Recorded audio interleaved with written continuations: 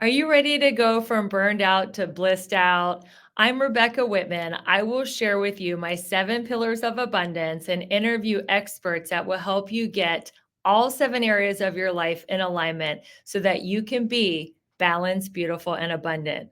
Let's get into the show.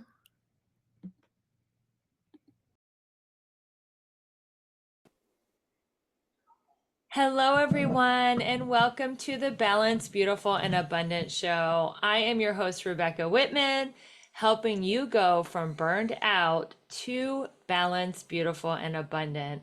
Thank you, everyone, for listening to the show, writing your reviews, sharing it with your friends. Because of all of your support, we are top 1% podcast in the world, and I just so appreciate you. So let's keep the love going. Today, I have a very special guest. Welcome to the show, Chelsea Husum. Thank you. I'm so excited to be here. So great to have you here. Let me tell my listeners, and this interview was a long time coming, right? We've been playing Yeah. like reschedule forever. So I've been looking forward to this for a long time. So let me tell you about my wonderful guest. Chelsea is a best-selling author, a speaker, a mom of two. She's a powerhouse who's conquered life's toughest moments from trauma to triumph and continues to shine brighter and brighter. As an entrepreneur of a successful construction company in a male dominated field, Chelsea's journey inspires so many women and men, proving that grit and resilience can truly build success. She's more than a survivor, guys. She's a force to be reckoned with, ready to teach you how to transform your challenges into victories and to emerge on the other side stronger than ever. So, Chelsea, let's hear a little bit about your origin story. I know it's a Mhm. male dominated profession, being in construction, being a contractor. Yeah. How did someone like yourself end up being a leader in the construction field? Yeah, it is definitely interesting because it was not something I planned. I didn't ever plan to own my own business or be in construction. So I'm from a small town in South Dakota. I have a Spanish degree and a broadcast journalism degree. And for my broadcasting degree, I had to do an internship. So I actually came out to Colorado. Like South Dakota didn't have a lot of options.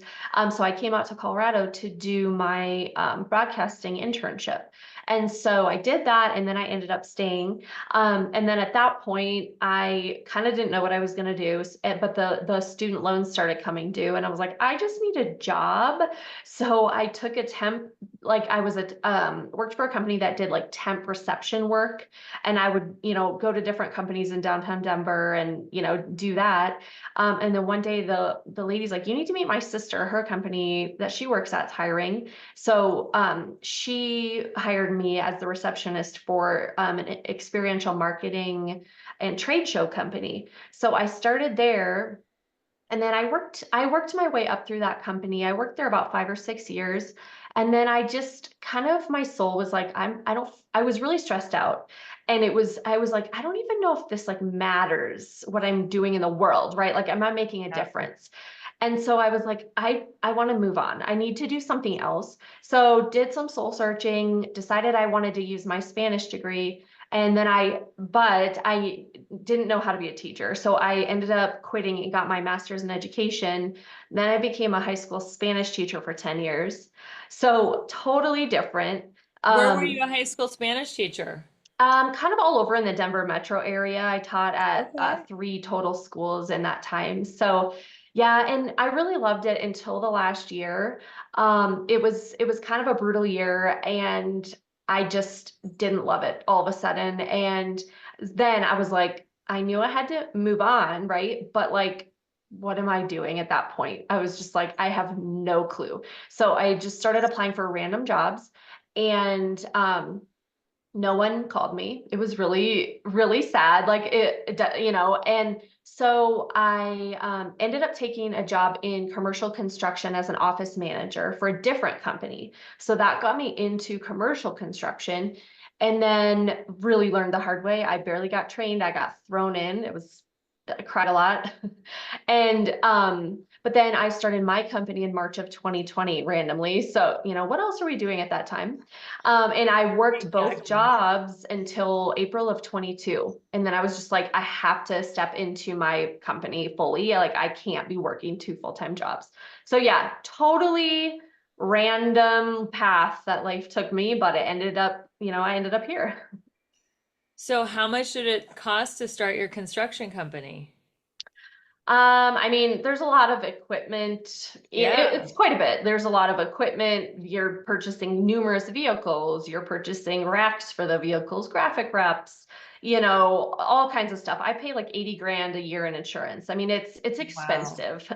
So, I mean, yeah, I definitely had to cough up some money personally in the beginning Did you to have to get fund it. a did you have to get a loan or did you just like deplete your savings and bet it all on this company? Like how did you do it or So both?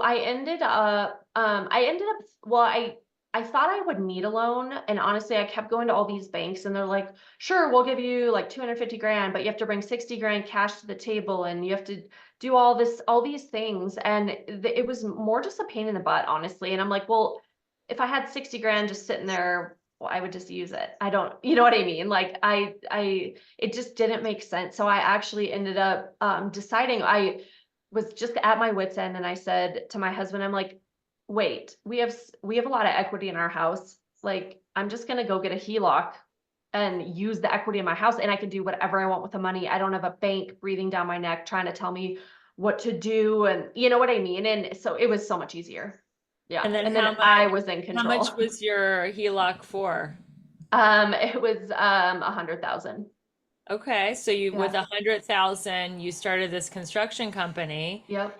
and that was in March of 2020. And now, Mhm. how is it doing? Have you paid the It 100 back, and are you in uh profit? Pretty close, pretty close. Yeah, we're in profit. We've over doubled every year. So it's been really good and the company's rocking and rolling. We're doing well. I don't need funding anymore. It's funding itself. So it's been really cool. And what is it like when, you come onto the site or, they're expecting like a rough and gruff man and you're like a beautiful feminine woman? Like, have you encountered any like shocking like faces? Like, wait, who are you? You're the contractor? Like, what has that been like? It is a little weird. I do have my hard hat, my boots, and like my high vis vest in my car. So if I'm driving around and I see a site, I just pull over and go on it. And they're not expecting me, and I just kind of march around until I find the trailer and go say, like, who's the electrical company here? And I introduce myself. So yeah, I mean, I definitely get some stares like, who is, she's just like walking around, like she owns the place. But really overall, I've been really well received and like on a site, yes, is definitely different. I have quite a few friends actually that have said this, that they're in like a leadership, they're a female and they're in a leadership position and they go on a site and they're having a meeting and they have maybe a male colleague with them, and they're doing a huddle, they're standing there having a meeting and they're like, these men keep looking at my male colleague and he's like, I don't know, she's the boss, like she's the one, and so there's like little things like that that a lot of my colleagues that are on job sites more experience. And I have a lot of women friends that have been in construction 20, 30 years. So they have really paved the way for people like me. They were the ones that they were the only female on a site and they were putting up with more discrimination and more challenges, right? So for me, it's a lot easier now because of things that they've done along the way to kind of help pave the way for me. And when you have like industry meetings, like what percentage of the contractors are male and what percentage of the contractors are female? I mean, I've definitely met a lot of women in construction. There's That's great. incredible women in Denver and a few women that own their own companies. They're doing like they have 200 employees. They're doing multi-millions a year, like really amazing women, right? But I mean, yeah, if I go to an event, there are women there, but it's mostly men. It's kind of just a sea of men, and then you see a few women sprinkled in. Well, I think that's great that you're on the cutting edge of like feminism by, having a successful multi-million dollar construction company in a male-dominated profession. And I remember when I started to go to my first female physicians, like all my life, it had always been male doctors, and then all of a sudden, like, they're mostly women. I'm like, wow. And now, Yeah. like, there's more women graduating from medical school than men. So Hmm. who knows? Maybe construction will one day be dominated by women, but at least now you guys are at least making your presence known, Yep. which is amazing. So your book is called Good, crossed out Good, Real Vibes Mhm. Only. So what was the meaning behind the title of the book, and Mhm. what does being real mean to you? Yeah, so I love, I had to have the good crossed out because I am a very positive person, but really the point of the book is to be real, vulnerable, authentic, and like the subtitle says, unapologetic confessions of a hot mess mompreneur. I'm just throwing it out there. telling stupid stories of things I've done, things I've been through. Some are really traumatic, things I've gone through, but overcome, right? And so I'm just hoping to make people feel connected and give people permission to either own their own story or share their story if they so feel called, right? And heal from anything they've gone through. So I hope by me sharing, just being like out there and just sharing it all and showing how imperfect I am, but I'm just constantly want to be a better person and grow. I just hope. I've had people reach out and be like, you're saying what I'm feeling, but like I feel like I'm looking around and everyone's perfect and I'm not. And hopefully I'm shattering that, misconception. How did you overcome your perfectionism? I'm not a horrible perfectionist. I kind of just do stuff and then hope for the best. Like I have some friends that are like it really stops them in their tracks to get something out, to put something out, right? And we're like stuck in the planning, right? But kind of. Analysis paralysis, right? Yes, totally. I mean, but now how I am, I have a list of things, that are priority I want to do, but I'll like proofread an email, but I'll send it out and be like, oops, I spelled that word wrong or whatever. It's like, move on, get it out there. So many people have told me like, you know, creating and it could be messy, is better than perfection and not creating and not putting things out in the world. Done is better than perfect, right? Exactly. That's what I was trying to think of. Like, So exactly. why don't you share with my audience one of the hot mess mompreneur stories from your book that maybe they could relate to, or give them Yeah. hope that if this girl can be a successful entrepreneur, maybe I can give it a shot. Yeah, I mean, I have so many. I mean, my son, when he was younger, we called him the honey badger. There's so many stories of him in the book of like, he would, when he was like 3, climb a 5-foot wooden fence naked and run away. And like my neighbor texted me a picture of him literally just walking down the street naked, like, you got a streaker. And I was like, As a I'm in my 3-year-old, office. Yeah, I'm in my was he office. wearing shoes? No, no, he's just butt naked completely. And I was like, oh my God, he ran away again. I mean, trying to work in my office in my house and then he's running away, or just doing all these crazy things. Or he bought like a $1,500 dirt bike on Amazon when he was 5. He couldn't even spell. I'm How old is he? How old is he now, and what is he Now like? he's 8. Now he's 8. And yeah, I mean, he was just a handful. Like Is he he's still a such a wild man big at 8? spirited child. He's mellowed out. Like he's definitely really quirky and creative, which I love, but he's not like such a handful. But really also with him, he was really struggling in kindergarten. And I'm like, what is going on? So, I had to become an advocate for him and fight for him. And we found out he has significant dyslexia. So while, he's in kindergarten, he's just losing it because he can't even make sense of these letters, right? And having to fight and say, there's something going on here. Get him testing, get him, and I finally this year moved him schools to get him the support he needs. And, that's like another full-time job. I would get to a meeting like an hour away and they'd be like, you need to come pick him up. I'm like, oh my gosh. Like I have like PTSD from seeing the school district phone number on my phone. Because I'm always like, what now? It's so finally we've gotten past that and he's thriving. But again, like being a mom, being an entrepreneur, thank God I have ownership of my time. But I had to know to like, I need to step back some meetings. He needs me now. right? And so that's the beauty, I think, of it, that with the ebbs and flows of life, we actually can do that when we're needed elsewhere. I think having financial flexibility and financial freedom are just, there's such a gift of being entrepreneurs. Yeah. Yes, there's a lot of risk and a lot of hard Yes. work, but that's the price that you pay for that freedom. And Yeah, it is. Yeah, you have freedom, everything on the line, but everything, it's but you have it's the freedom. most beautiful thing ever too, right? Yeah. Yeah. So, what are some of your wellness practices, self-care? Like, what are your non-negotiables, morning routine? Give us some of Mhm. those hot wellness tips because you're doing it all. You're a mom, you're a successful contractor, you're now a speaker, author, and you look great. Oh, thank So, we you. all want to know, what are your wellness practices that are non-negotiables? Yeah, I definitely don't have it perfected, and I do what's really helped me the most is like taking a hard look at how do I feel? How do I feel? If I'm feeling exhausted and overwhelmed and cranky and depressed and whatever, right? Why?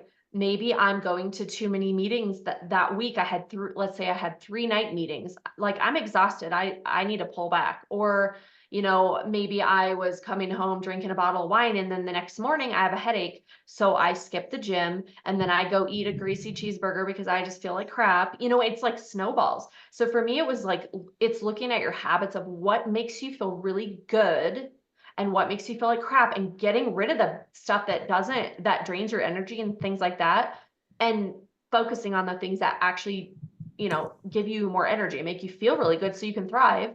Um, but for me, I get up at 5:30 in the morning and I go to the gym first thing in the morning because my phone starts ringing sometimes at 6 a.m. For sure by 7 a.m. That's when like construction starts. So it's early, but that's my time to do that for myself. My family's still sleeping. I'm not worried about anybody else. So and that just helps my energy all day, right? Um, but I go to sleep at like 9. I'm an old lady. I am a boring old 90-year-old woman and I love it. I need sleep. Like I cannot function without a good amount of sleep. So, and I only get like 7.5 hours, but still like That's I need good. that. So It, yeah. you go to sleep at 9, you wake up at 5:30. Do you have Mhm. like a wind down routine to be able to fall asleep that early, or by 9 you're just Oh, exhausted, I'm collapse exhausted. into bed? I collapse and I pass out. Every Okay. day I look at my Fitbit and it's just like boom, deep sleep. She like passes out. And I think I think my brain, just so much going on in my brain at that point is just like done and I just pass out. So Thank you God. go to sleep by 9, you wake up at 5:30. So walk Yep. us through your morning ritual. Yeah. I mean, really it's going to the gym, then I come home, I get the kids ready for What school. kind of workout do you do?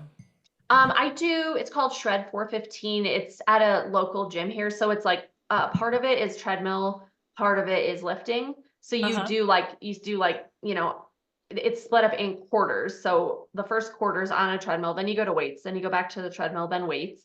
And yeah, so it's just good. It's a 45-minute workout. That's all I need. And how Kicks many my days a butt. week? How many days a week do you do that?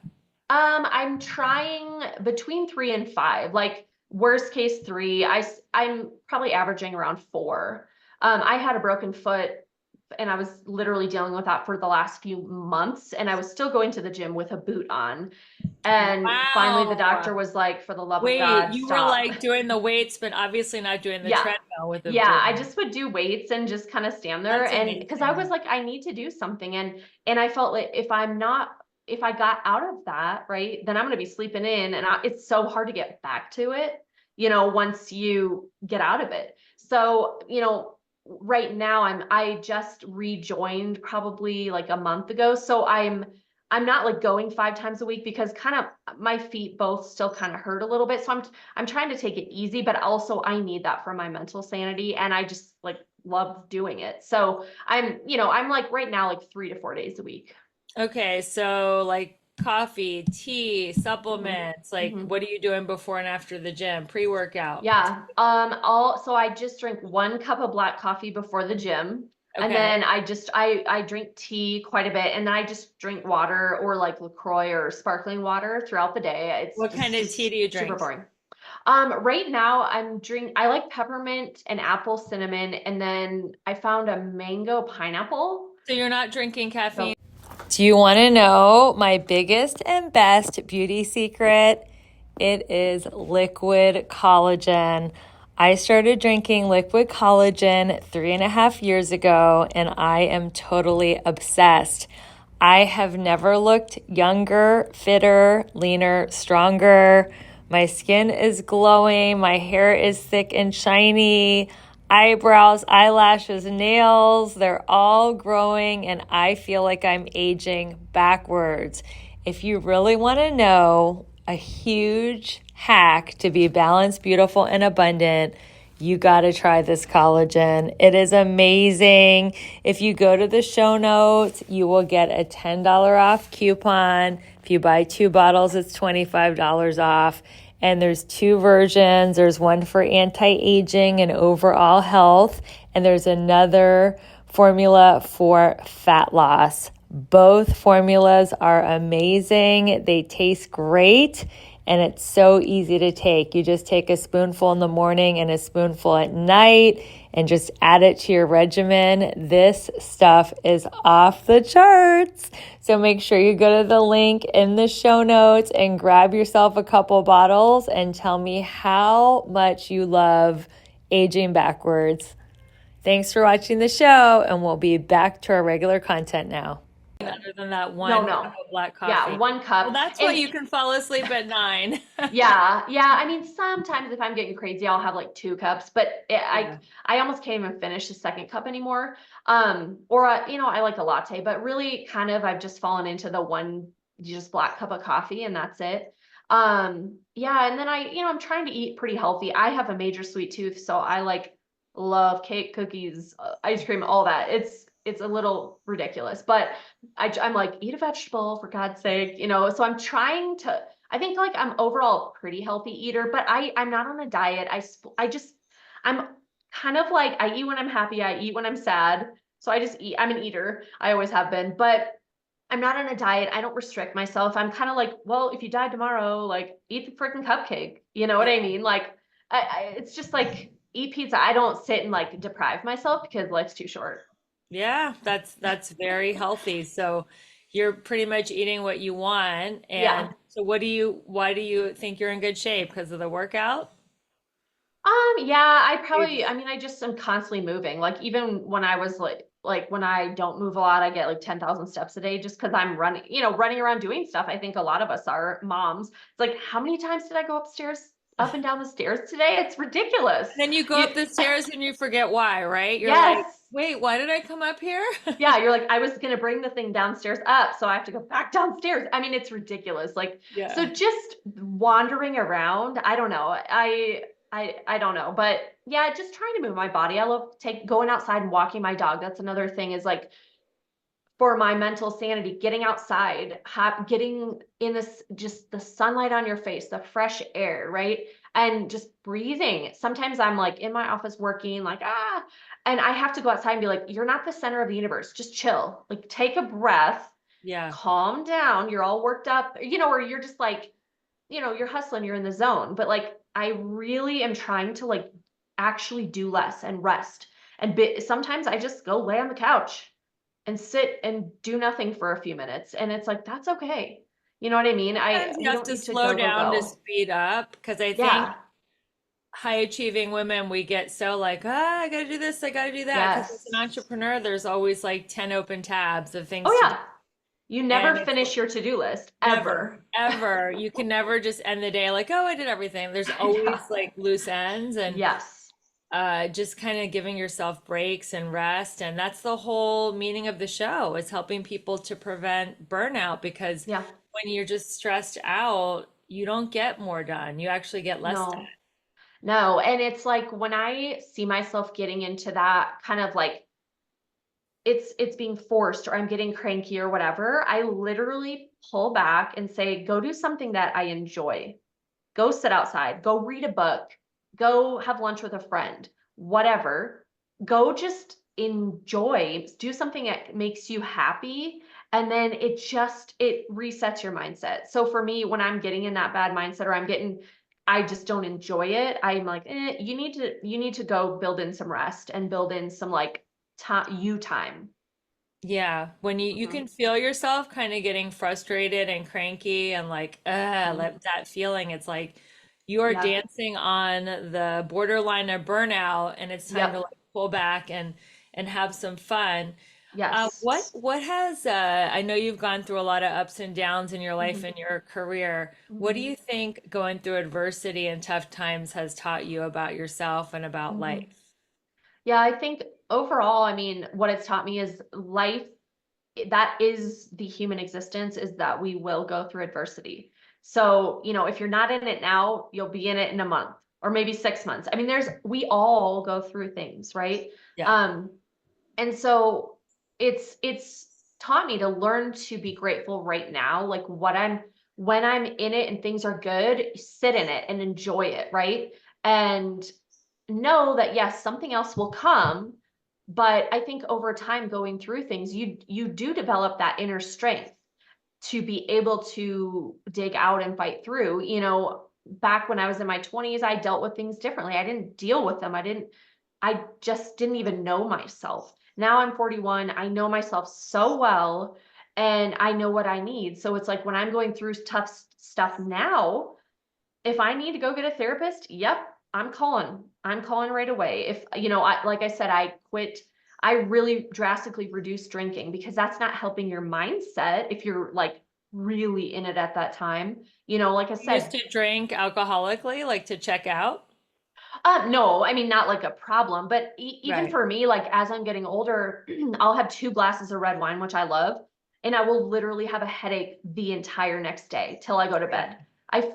That's so crazy to me because that never used to happen. But it's like as I've gotten older, alcohol has affected me differently, and it really makes me feel like crap. I still drink from time to time, but I'll have like a drink or two, you Yeah. know, and I'm not drinking every night, but that's just for me, and it's not, I'm not saying if you drink, you're bad, not at all. Right, right. But for me, again, I was looking at how do I feel? And I don't have time to feel like crap all day. I have you know what I mean? I just can't function that way. I have to feel good or I am a mess. So it's like looking Because at you're those doing things. so much. Like it's not Yeah, like when we're in our 20s we have the luxury of like sleeping till noon and having an hour. exactly. Like there's too much to do.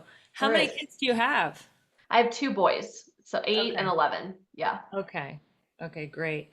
And as busy as you are, how do you balance like because you're married, right? Hmm. Hmm. Being a mom, being married, your construction business, your Hmm. speaking, like how do you balance it all? I really just kind of focus on trying to make memories, and spend a good time. I do, like you said, being an entrepreneur, you're pretty much working all the time, whether you're writing down a note to do tomorrow or whatever, right? But I kind of have figured out how to fit running this company into my life. So for example, last year I turned 40 and I was like, I want to turn 40 in Italy. Wow. And so my husband and I went there for 10 days and his parents came and watched our boys. We went there for 10 days. I run the entire company, like, and I have some employees out on the job sites, but I literally did everything for 10 days in Italy. And I had the best time ever.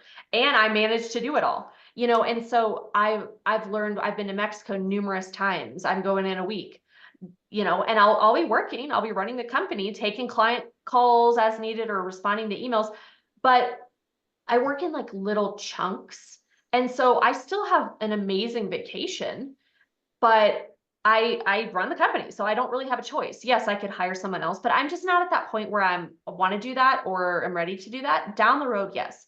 Or I'll take my kids skiing over winter break on a Tuesday. We'll ski, and then I'll go let them swim in the pool while I catch up on emails, or catch up. So I work really hard and I get a lot done. I'm very productive, but I've figured out how to actually live my life now and enjoy it because we all hear, oh, these companies are successful, right, down the road, and they're perceived as successful, but let's say the CEO is miserable, their health's failing, their family hates them, they're getting a divorce, their kids never see them. what is the point? That's not success to me. To me, success is enjoying it now while I'm literally building the business. It's like enjoying my life and living it. I totally agree. I think success is the amount of joy that we feel right Yes, I here, love right that. now. And if we're at a high school reunion, the most successful person is the most joyous person. Yes. And I like what you said. People think that because I teach keep your job and start a side hustle. Mm-hmm. And people think that having their own business means like 8 to 10 hours a day. If Mm-hmm. you're really good with time management and you can focus, you can Yeah. actually build a multi-million-dollar business in the pockets of your day, 15, 20 Yes. minutes, 30 minutes. I like the Pomodoro method. You know, you set your phone Mm-hmm. timer for 25 minutes of concentrated work, and then that's Mm-hmm. it. That's the end of the work session. And if you're super focused, if you're not checking your Facebook notifications, if you're not checking your email, Yeah. if you're not responding to phone calls or texts for 25 minutes of complete focus, you would be amazed about how much you can get done. And you're an Yes. example of that. You're running a successful construction business, Mm-hmm. in the Mm-hmm. nooks and crannies of your day, which is Yes. absolutely amazing. Thank you. So let's talk about some habits. Like I Mm-hmm. know because the way that you're living your life is Mm-hmm. exactly what I teach about being an Mm-hmm. entrepreneur, having it all. Mm-hmm. Like, what are some habits or strategies you could share with the audience about? Because you started doing both at the same time for two Mm-hmm. years. You Mm-hmm. had your job and then you started. So, what are some habits about side hustles, like Mm-hmm. lifestyle that you could teach the audience?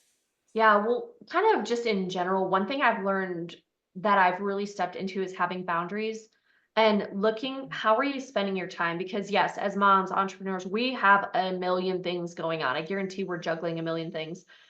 But like and some people are so miserable. Oh, because they sign their kid up, each kid up for like 3 sports or so, or, or 3 things. It's like, yeah, well, obviously your life is going to be pure chaos, right? You actually can pull that back if it's not fitting your lifestyle and it's not making you happy. Or if it is, great, right? Um, but for me, it's like looking how I'm filling my time. For example, I have a lot of bankers and insurance people constantly reaching out to me. Hey, I'd love to take you to coffee and just see how I can support you. And while that's nice and great, I don't have time for that. It's a waste of my time. I'm not switching insurance companies. I'm not switching banks. So it's a waste of their time too. So I nicely now, I just don't go back. When I started the company, I went to every meeting I was asked. Now I don't do that because I know what my time is worth and it's a What waste for is, me. how do you say no to someone nicely when they ask you to coffee and you're Mhm. not interested in what they're Yeah. selling? How I mean, would you? it's hard because I'm the nice girl. I always feel bad, Yeah. right? But I kind of now just say, unfortunately right now my schedule is crazy and I'm not taking any new meetings or something like that, or I appreciate the offer, but I just want to be upfront. Like it's not really worth your time. I'm not trying to switch banks or whatever. I try to just make it very simple and you people are just like, fine, whatever. But also, certain events, there's a lot of night construction events or like happy hour time, right? And I'm picking up my kids from school. So if I really want to be there, I'll be there. I will figure it out. But if I don't, I won't. And it's like, am I just going to show my face? Is it really, or is it for one of my really good clients and I want to be there to support them? Or I look at what I'm being asked to do and do I really need and want to be there? And if I don't, if it's not like a gut yes, I don't go. And I've Yes, I really kind of totally pulled back agree. more. Yeah. Walk away from the heck maybes, and if it's not a Yeah. heck yes, it's a heck no. Yeah. And no one's even going to notice you weren't there. Like it's going to be fine. You know what I mean? Just put your time into things that really matter. And then I don't know. And if people get mad at us for having boundaries, whatever. I just don't care anymore. I'm like, I told a friend the other day, I'm at 41. I finally just am done pleasing other people or doing things to be nice. And maybe some people think I'm mean, but I'm not. I'm just I'm living my life, right? And I'm not letting other people suck my energy, suck my time, or just be negative. And also like, who are you spending your time with? We all have such limited personal time? I mean, really, are we really spending time with like mean girls at this point? No, come on. You know what I mean? Like, Yeah. move on, have some respect Yeah. for yourself. And when you leave, you know, in your gut, if you feel like they're talking about you or you don't feel supported or seen, then you need to find a new tribe. Well, that's one of my last questions. I know that before we hit record, you talked about the importance of networking and Hmm. how Hmm. working with certain coaches and mentors put you in the room with different people and it really Hmm. up-leveled your career. Yeah. So, what stories or advice or strategies do you have about up-leveling your tribe and Hmm. networking and being around people that can actually accelerate you? Yeah.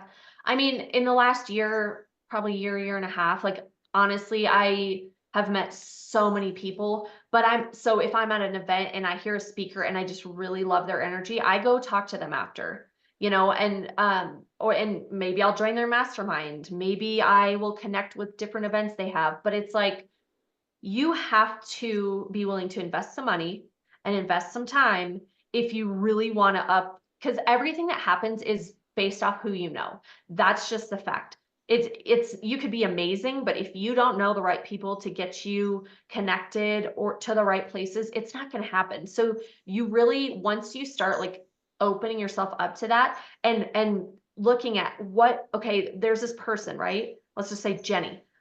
What value can I provide to Jenny? I'm not just asking her for things. I'm not asking her for anything. I'm getting to know her. How can I support her? Maybe she has a new business. I'm sharing it on Instagram. Maybe she's going to be on my podcast so she can talk about her business. Maybe, whatever. I'm promoting her book or whatever. It's truly how you will grow is they know if you're just asking and you're wanting, right? And it's not genuine, but what value are you providing to them? First, always, and keep that is how you need to approach everything, really. Well, one of my favorite mentors, David Meltzer, and I'm so excited. I Hmm. was actually on his podcast a couple Oh, weeks ago. awesome. He has the famous question, first, how can I help you? Yeah. And then, who do you know that can help me? Yeah. And I if love you ask David. those two questions, yeah, you can be just a Hmm. champion at networking. So Absolutely. last question, if you had a billboard on the side of the road and it could Hmm. only say one thing about your advice or your best Hmm. philosophy, Hmm. what would your billboard say, Chelsea? I think it would say, stop trying to be perfect. Let's own our imperfect, beautiful, hot mess selves and like actually step out authentically into your life with really who you are. The world needs who you are, not some perfect version of yourself. Yes, that's so beautiful. Authenticity is the highest vibration. And I Hmm. think your message about being unapologetic Hmm. is Hmm. so valuable because women are apologizing constantly. I tell my Yes. clients, stop saying I'm sorry all the time. Hmm. You're not sorry. Like you're allowed to run 5 minutes late or, bump somebody's elbow in the store. Like just Yeah. stop apologizing and own your space and own who you are and be perfectly imperfect. And I Yeah. like to say I'm striving for imperfection today. Because if Yes, I I love strive that. for imperfection, I am going to hit the nail on the head every time. Boom, a construction analogy for a contract. I love it. Love it. So, Chelsea, how can people find out about your book? How can they find out more about you? Where are you hanging out on Yeah. social? The best place is probably my website. It's just chelseahusum.com. On there, there's my book, speaking stuff, events, social links, but I'm probably on Instagram the most. But yeah, and the website's probably the best place. Awesome. And one more time, your website is? Chelsea, Chelsea, Husum, Husum.com. And I also have on there, I have a freebie. It's Your Unapologetic Life Workbook. So it's like, it pops up. And it's really, I created that. It's super fun and sassy, but it's like, if you're kind of in a funk, these are the things that I go through to be like, okay, let's get through this and get back on track. So if you want to check that out, feel free. Amazing. Thank you so much for the gift. Yeah. Well, this is so amazing. Here you have it. We're on the Balanced, Beautiful, and Abundant show. You are listening to an entrepreneur who is balanced, beautiful, and abundant. These are the types of shows we have. So keep listening to the show, keep giving us those 5-star reviews, and share this episode with a friend. And until we meet again, I am your host, Rebecca Whitman, taking you from burned out to balanced, beautiful, and abundant. And keep your vibe high and magnetized. Bye, everyone. Wow, what an amazing show. I got so much value out of that, and I hope you did too. I would love to help you get unstuck. Which of the 7 key areas of life do you feel blocked in? Maybe you are stuck in your love life and can't manifest your soulmate. Maybe you just can't lose that last 10 pounds. Maybe you are burned out and want to get out of your job and create a 6-figure side hustle. I have great news for you. I am offering 3 complimentary breakthrough calls this week for the women and the men that are ready to get unstuck. This is a free 45-minute coaching call that I am offering to my listeners. Just go to the link in the show notes. And for those of you ready to really have the time of your life and end 2024 on an incredible note, you will want to learn more about the Balanced, Beautiful, and Abundant Retreat, October 3rd through 6th in Belize City, Central America. Not only will you learn how to get all 7 areas of your life to a level 10 to end the year with momentum, but you will enjoy pampering in a luxury spa with healthy food, yoga, and sound bath. We will be having an incredible time on the beach, in the pool, walking around the beautiful city. It's in a private island, and it's just something that will be the best decision you ever made. I can't wait to spend a weekend with you in Belize City, Central America, on a private island. So if you're looking for more information on the Balanced, Beautiful, and Abundant Retreat, make sure you go to my link in the show notes. And for everybody else, thank you so much for supporting the show. We love our listeners. Your reviews, your subscription, sharing this podcast with your friends and family is really getting the word out there that you do not have to go through life burned out. You can be balanced, beautiful, and abundant. Make sure you tune in next week, and we'll see you soon. Bye.